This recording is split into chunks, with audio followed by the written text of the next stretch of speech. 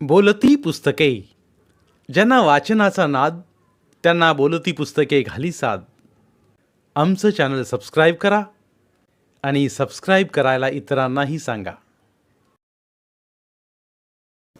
नमस्कार श्रोते मित्र हो, बोलती पुस्तके सादर करत आहे ज्येष्ठ ग्रामीण कथा कादंबरीकार द स काकडे लिखित कादंबरी चंदन.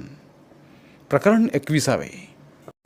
खऱ्या प्रेमात गरीब श्रीमंत भेद नसतो, सुशिक्षित अडाणी हा भेद नसतो.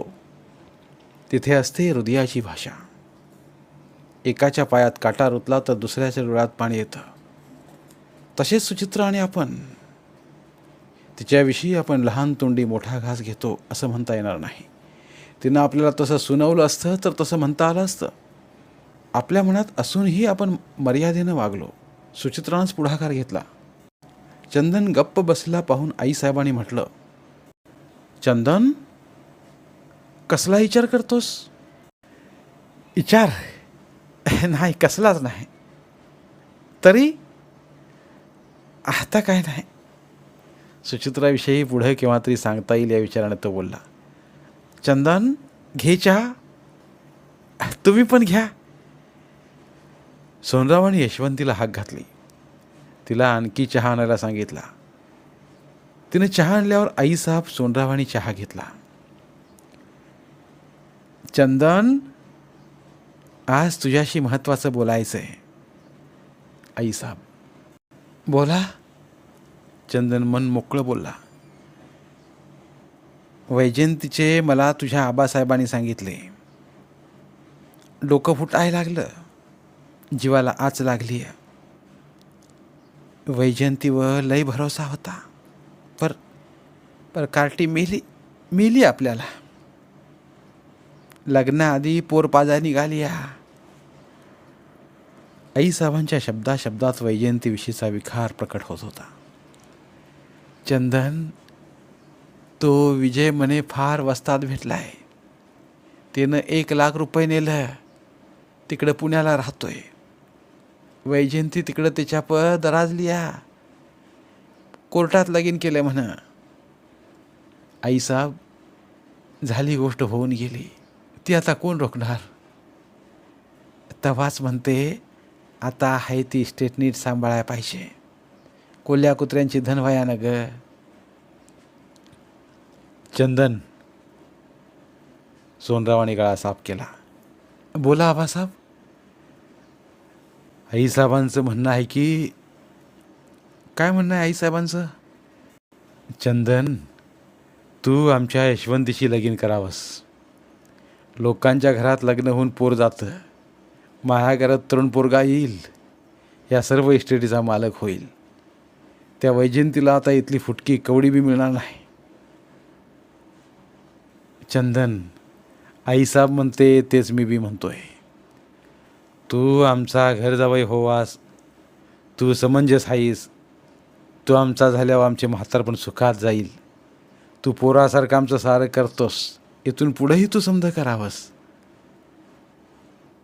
चंदने त्या दोघांचं बोलणं ऐकलं आणि त्याच्या काळजात खंजीर खुपसल्यागत झालं. सुचित्राला तो शब्द देऊन बसला होता. सुचित्रा त्याला शब्द देऊन बसली. ती प्रेमाच्या अनाशप्ता झाल्या होत्या. चंदन, गप्प बसलास? काहीच का बोलत नाहीस चंदन? आईसाहेबांनी दीर्घ श्वास घेत म्हटलं. चंदन, तू आईसाहेब काय बोलतात तू ऐकलंस की नाही? चंदन, तुला वैजयंतीच देणार होते मी, पर पोरीनं जाऊ दे तो विषय. संपली ती. चंदन, तू माझ्याजवळ पाहिजेस. वैजयंती हातातनं गेली तर यशवंत तरी जवळ राहू दे. पर आईसाहेब, काय? म्या गरीब घरचा नोकर. चंदन, तुला कधी घरचा नोकर समजतो आम्ही? घरच्या पोरागत तुला वागवलं. वैजयंती यशवंतीप्रमाणे तुला वाढवलं.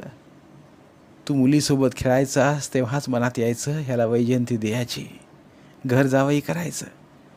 मुलगा नाही हे चंदनला पाहून इसरायचं. चंदने आईसाहेबांकडे पाहिलं. ते त्या बोलताना ढवळून गेल्या होत्या. त्यांच्या डोळ्यात पाणी आलं होतं. चंदन, महाराजांनी मला प्रसाद दिलाय. महाराजांचा प्रसाद मी भक्तिभावानं सांभाळला. चंदन, तू बी असा वागलास की खरा पोरगा बी आईबापाशी असं वागणार नाही. मला नागसर्पानं डंक मारला तर डॉक्टर सुचित्रानं सांगायची खोटी, तर तू जखमीचं एक तोंडानं बाहेर ओढलंस. आईसाहेब, म्या माझे कर्तव्य केलं. तुम्ही घरच्यागत सांभाळलं म्हणून म्या घरच्यागत वागलो. चंदन, तू माणूसच निराळा. तुला घरच्यागत वागवलं नसतं तरी तू इमानानं वागला असतास. म्हणून तर तुझ्यात जीव अडकलाय. ह्या आईसाहेबांचं तू काय केलं नाहीस. या आईसाहेबांची तू काय सेवा केली नाहीस. आता आमचा सबूत मोडू नकोस. चंदन, तूच आमचा म्हातारपणाचा आधार आहेस. तेव्हा आईसाहेब म्हणतात ते मानून घे. चंदनच्या तोंडांना अस्फुटचा शब्दही बाहेर पडत नव्हता.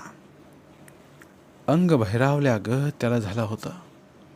ओठ बोलण्यासाठी उघडत नव्हते. काय बोलावं, कसं सांगावं. चंदन, यशवंती तू पाहिलीच आहेस. कशी गोरी पान, कशी देखणी आहे. तुझ्यासारखी ती बी शिकली नाही. कामाचंच तिला येड. शेतीत तर तिला कुठे बी कोंब. कामाला वाघ. तिचं शेतातलं काम बघून ती मोठ्या घरातली पोर आहे हे कोणी म्हणणार बी नाही. चंदन, तिला विचारलं मी तुझ्या ऐकी. सोंडराव बोलले. चंदनला आपल्या कानावर हात ठेवावासा वाटला. आईसाहेबनं सोंडराव यांनी यशवंतीला सुद्धा लग्नाविषयी विचारलं. काय म्हणाली असेल ती. चंदन, यशवंतीला नुसतं तुझ्याशी लग्न करतेस का म्हणून विचारलं आणि लगेच एका पायावर तयार झाली. तिचं मन जडलंय तुझ्यावर. तुझ्याशी लगीन करणार म्हणून ती सांगाय बघत होती, पण लाजेमुळे बोलली नव्हती.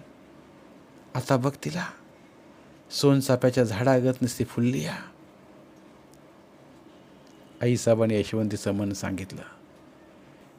यशवंती, अशी ये बाहेर. सोनरावाने आतल्या खोलीतनं कानोसा घेणाऱ्या यशवंतीला हाक घातली. लाजत मुरडत यशवंती आली. त्यांचं पहिलंच तसं ठरलं असावं. नवरदेवाला नवरी दाखवली जावी अशा थाटात ती आली होती. नऊवारी साडी ती चापून चुपून नेसली होती. तिच्या गोऱ्या पान दंडात भिंगाची चोळी काचली होती. तिच्या भरगच्च आंबाड्यात मोगऱ्याची वेणी विळखा घालून बसली होती. यशवंतीच्या डोळ्यात काजळ लावलेलं होतं. तोंडाला पावडरचा थर पण दिलेला होता. नाकात नथ होती. पायात साखळ्या होत्या. तिचं ते देखणं रूप कोणीही तिला मोहून जावं. पण त्यावेळी चंदनच्या डोळ्यांपुढे सुचित्रा होती. तिच्या हातात बांगड्या नव्हत्या. एका हातात फक्त घड्याळ होतं. गळ्यात सोन्याची चेन होती. तिचं नेहमीचं पांढरं पातळनं पांढरा ब्लाऊज असे. आंबाड्यात कुठलं तरी फूल असे. ओठावर मात्र नेहमीच हसू सांडत असलेलं. हसली की कुंदकळ्यासारखे दात बाहेर डोकावायचे. तिची राहणी साधी होती, पण तिच्या विचारात श्रीमंती होती.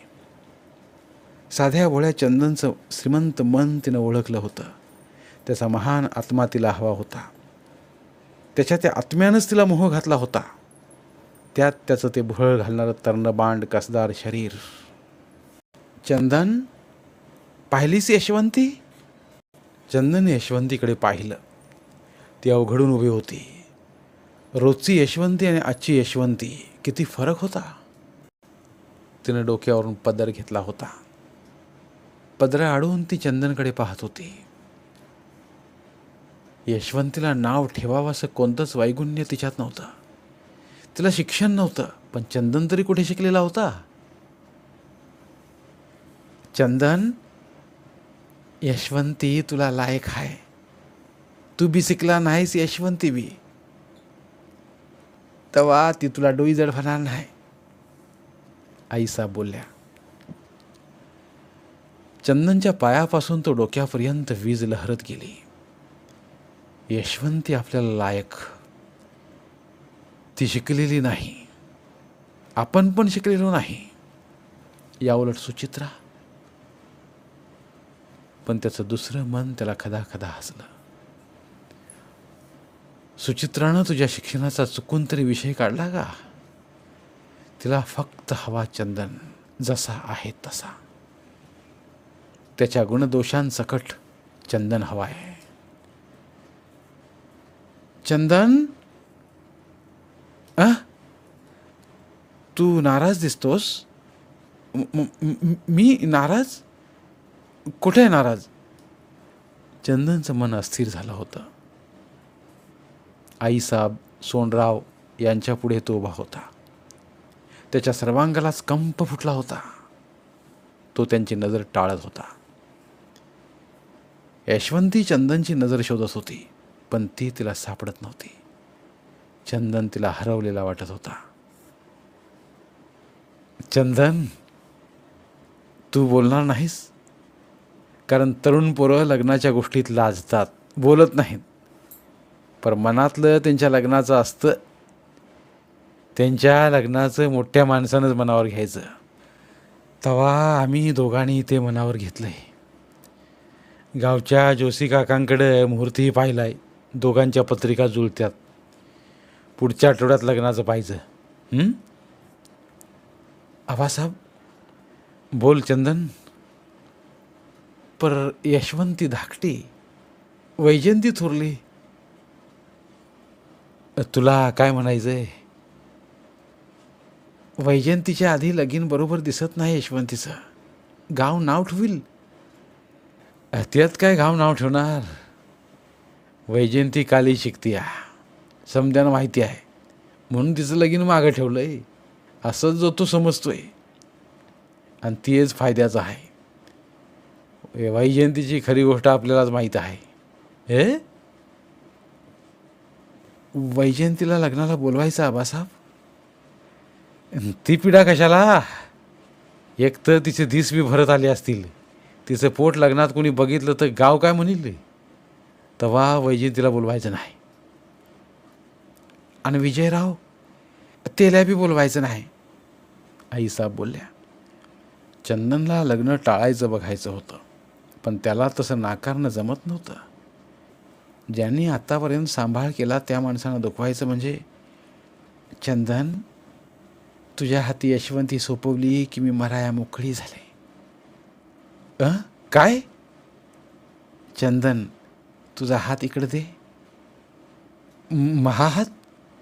वय, पर हात तर दे इकडं. चंदनने आपला हात आईसाहेबांच्या हातात दिला. आईसाहेब त्यांचं दैवत होत्या. तो त्यांची कोणतीच गोष्ट नाकारू शकत नव्हता.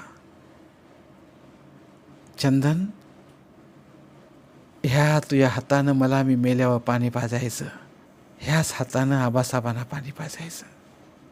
ह्याच हातानं आमच्या ह्या इस्टेटीचा सांभाळ करायचा.